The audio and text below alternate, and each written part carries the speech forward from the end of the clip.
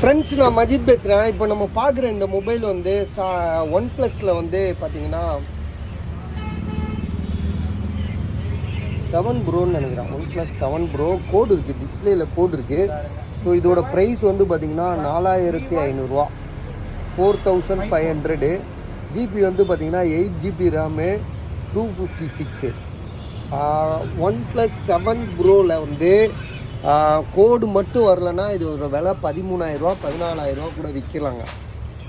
பஜார்லேயும் விற்கிறாங்க. இன்றைக்கி 13 ரூபா 12 ரூபா ரேட் போயிட்டுருக்கு. இது வந்து நாங்கள் வந்து 8256. கோடு வந்து எத்தனை கோடு இருக்குன்னா 4 கோடு இருக்குது. தெரியுதா உங்களுக்கு? ஒரு கோடு பெரிய கோடு, எல்லோ கோடு, க்ரீன் கோடு. மற்றது எல்லாமே வந்து சின்ன சின்ன கோடு தான். 3 கோடு இருக்குது. சரியா?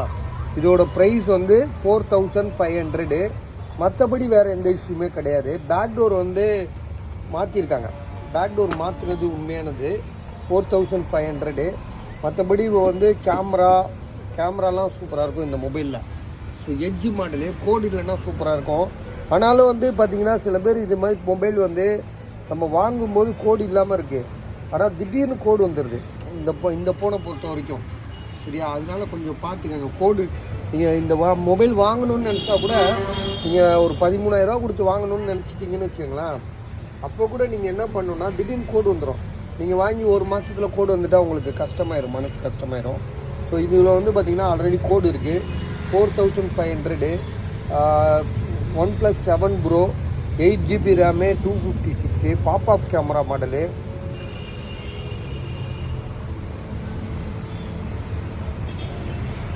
வேறு pop-up camera model.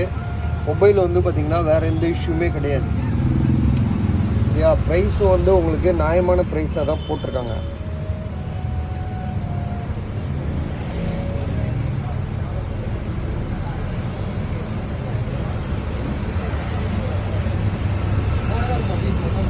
OnePlus 7 Pro 70 Pro கூட வரும், அதுவாக இருக்குமோன்னு நினச்சேன். இல்லை, இது வந்து 7 Pro தான். பட் ஆனால் கோடு மட்டும்தான் இது இஷ்யூ. அதே மாதிரி பேக் டோர் சேஞ்ச் பண்ணியிருக்காங்க. பேக் டோர் வந்து உடைஞ்சிருக்கலாம். ஆனால் ஒரிஜினல் இது தான் மாற்றிருக்காங்க. ஒரிஜினலான அந்த இது தான் போட்டிருக்காங்க. ரெண்டாவது இதில் வந்து பார்த்திங்கன்னா பொதுவாகவே இந்த OnePlus 7 Pro இதெல்லாம் வந்து பார்த்திங்கன்னா ஒரு 10 வருஷத்து மொபைல். இதெல்லாம் 10 வருஷத்துக்கு மேலே உள்ள மொபைலு.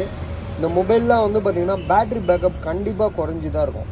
அந்த ஸ்ட்ரென்த்து குறைஞ்சிருக்கும். இதோட பேட்ரி பேக்கப் வந்து ஒரு நாளைக்கு 2 டைம் 3 டைம் கூட நீங்கள் சார்ஜ் போட்டு யூஸ் பண்ண வேண்டியிருக்கும். ஒரு 5 ஹவர் 6 ஹவர் தான் இதோட கெப்பாசிட்டின்னு வச்சுக்கோங்களேன். நான் இதை செக் பண்ணல, இருந்தாலும் என்னோட